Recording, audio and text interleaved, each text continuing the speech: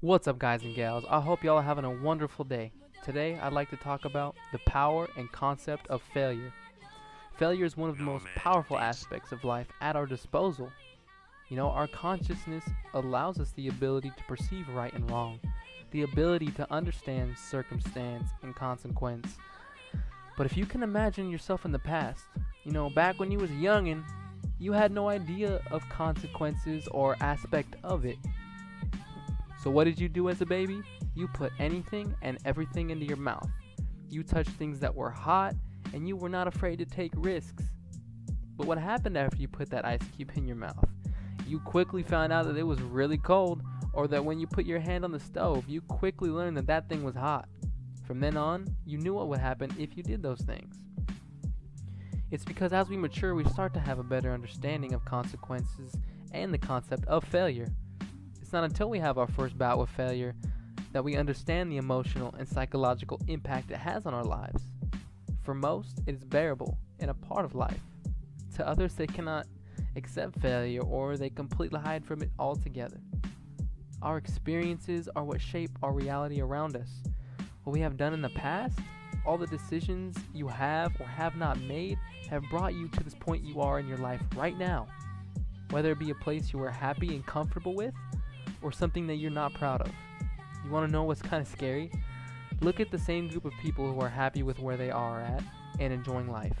Look at how they deal with failure. I guarantee you it is different from the way people who are not proud of where they are now look at failure.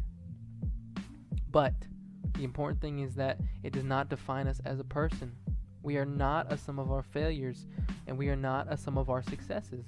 All that matters, and I put emphasis on that, all that matters is that in the present moment, each and every present moment, day to day, you do what is honest, fair, understanding, and compassionate to the people and experiences and circumstances around you. And that includes failure. If you fail, you owe it to yourself to be honest about it and accept it for what it is. But there is only one true way to deal with failure, and no matter the circumstance, the best way to deal with it is head on. You cannot just sit back and allow that to take control of the present moment. You must, as many say, man up and accept your failure. But the important thing here, the very, very important thing here, is to not put a negative emotion to that failure, not put a positive emotion to that failure. You must simply accept it for what it is and make a game plan on how to move forward. Whether it be to try again and how to go about it, or to give up and how to move forward with what it is you want for yourself. Like I said before, some people have a much harder time dealing with failure than others, and this has to do with how failure has been presented to them in the past, and them having put negative emotions to that failure. And what happens is, people have this happen over and over and over, and pretty soon they are tired of feeling the feelings that come along with failing. They're tired of feeling that way. So to avoid the pain, what do? They run from it. They never take chances. Thus not really ever experiencing much outside their comfort zone. People say they are okay with this, but it is not so much that they are okay with it as much as that they are comfortable with it or have got used to it. But how dare you get comfortable? You should always be striving to stretch to new heights or become a better version of yourself. Now, let's be honest. I have in the past maybe sometimes found myself veering off the road, but it's okay. It's okay for all of us, as long as you recognize that you have become comfortable with your environment, or recognize that you have told yourself you're okay with it. Just do your best to get back on the saddle. A great person once taught me a great lesson that has carried me very far in this short amount of time I've had on this planet. And that is the analogy of the car on the road.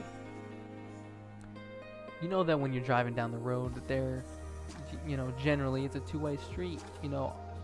Your traffic goes one way and oncoming traffic goes the other way. And there's a divider in the middle. And if you start to veer off into the other lane, you better get your butt over, you're gonna get hit. The same works for life. We all have a basic understanding, well, at least most of us, of what is generally right and wrong or what's good and bad. But at times, we will find ourselves veering into the other lane. And you know, life happens and our environments change. But as long as you are able to become aware of yourself going the wrong way, you can still bring yourself back into the lane. There are going to be road bumps on the road of life. You may have to dodge oncoming traffic into your lane or swerve to avoid an accident. Just always be cognizant of your experience in life and aim in the direction forward, not behind. You know, personal development and growth takes time. Continue to work on yourself day in and day out, and you will no longer be the person you are, but the person you will become. Have a great day, everybody. Peace out.